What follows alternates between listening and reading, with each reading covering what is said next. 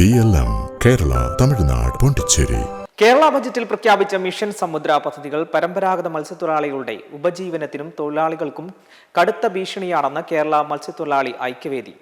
കേന്ദ്ര സർക്കാർ നടപ്പിലാക്കുന്ന കോർപ്പറേറ്റ് അനുകൂല ബ്ലൂ ഇക്കണോമി നയത്തിന്റെ കേരള പതിപ്പാണ് സംസ്ഥാന ബജറ്റിലുള്ളതെന്നും ഇതിനെതിരെ സംസ്ഥാന വ്യാപക പ്രക്ഷോഭം സംഘടിപ്പിക്കുമെന്നും ഐക്യവേദി അറിയിച്ചു കഴിഞ്ഞു. കേരള ബജറ്റിലെ പ്രധാന ഇനമെന്ന നിലയിൽ ഏറെ ചർച്ച ചെയ്യപ്പെടുന്ന ഒന്നാണ് മിഷൻ സമുദ്ര പദ്ധതി.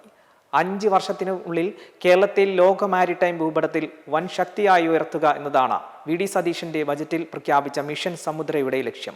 കേരളത്തിന്റെ 600 കിലോമീറ്റർ തീരദേശത്താകെ വികസനം കൊണ്ടുവരുന്നതാണ് ഈ പദ്ധതി. 2 അന്താരാഷ്ട്ര തുറമുഖങ്ങൾ, ഒരു കണ്ടെയ്നർ ട്രാൻസ്ഷിപ്പ് ടെർമിനൽ, 17 നോൺ മേജർ തുറമുഖങ്ങൾ, മറ്റനേകം ജലസ്രോതസ്സുകൾ തുടങ്ങിയ സാധ്യതകൾ സംയോജിപ്പിച്ചാണ് പദ്ധതി നടപ്പാക്കുന്നത്. ഇതിനായി 400 കോടി രൂപ വകയിരുത്തിയിട്ടുമുണ്ട്. എന്താണ് ഇനി മോദിയുടെ ബ്ലൂ ഇക്കണോമി എന്നും പരിശോധിക്കാം. സമുദ്ര വിഭവങ്ങളെയും തീരദേശങ്ങളെയും പരമാവധി പ്രയോജനപ്പെടുത്തി സാമ്പത്തിക വളർച്ച കൈവരിക്കുക എന്നതാണ് കേന്ദ്ര സർക്കാരിന്റെ ബ്ലൂ ഇക്കണോമി നയത്തിന്റെ ലക്ഷ്യം. ഇന്ത്യക്ക് 7500 കിലോമീറ്ററിലധികം ദൈർഘ്യമുള്ള തീരപ്രദേശമുണ്ട്. ഇതിനെ സാമ്പത്തിക വളർച്ചയ്ക്കായി ഉപയോഗപ്പെടുത്തും. കൂടുതൽ ആഴക്കടൽ മത്സ്യബന്ധന സൗകര്യങ്ങളും ആധുനിക ഹാർബറുകളും വികസിപ്പിക്കുക എന്നതാണ് ഇതിന്റെ ലക്ഷ്യമെന്ന്. കടലിലെ വിലപിടിപ്പുള്ള ധാതുക്കൾ, എണ്ണ, ഗ്യാസ് തുടങ്ങിയവ കണ്ടെത്തൽ പ്രത്യേക പദ്ധതികൾ വരും.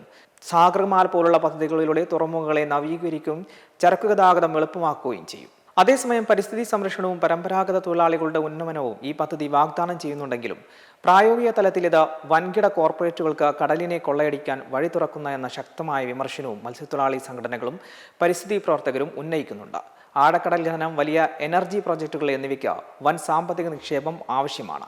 അത്യാധുനിക സാങ്കേതികവിദ്യയും ആവശ്യമുണ്ട്. ഇത് സാധാരണക്കാർക്കോ പരമ്പരാഗത മത്സ്യത്തൊഴിലാളികൾക്കോ സാധ്യമായ ഒന്നല്ല. ഇത്തരം പദ്ധതികളുടെ കരാറുകൾ വൻകിട ആഗോള സ്വദേശി കോർപ്പറേറ്റ് കമ്പനികളുടെ കൈകളിലേക്ക് മാത്രമായി ചുരുങ്ങും.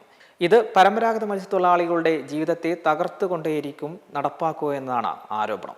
മെമ്പർമാരുടെ നിക്ഷേപങ്ങൾക്ക് ഉയർന്ന ലാഭവിഹിതം നൽകുന്ന കേന്ദ്ര സർക്കാർ സഹകരണ registered society Bharat Lajna multi state housing cooperative society limited.